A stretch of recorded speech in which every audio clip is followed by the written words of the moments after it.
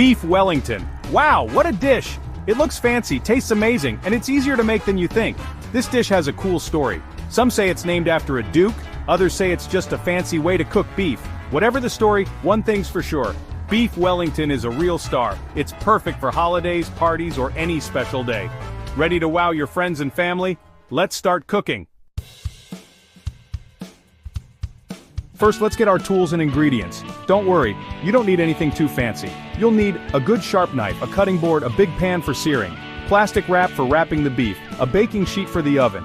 Now, for the food, you'll need beef tenderloin, the star of our dish, mushrooms for a tasty mixture called duxelle, shallots for extra flavor, a little bit of garlic, puff pastry to make a golden crust, and some eggs to brush on the pastry.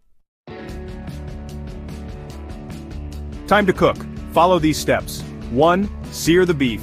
Cook it quickly in the hot pan until it's brown on all sides. 2. Make the duxelles.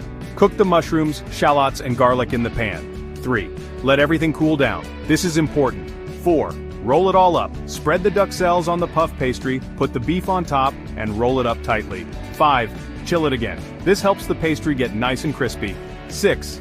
Bake. Brush with egg and bake until it's golden brown.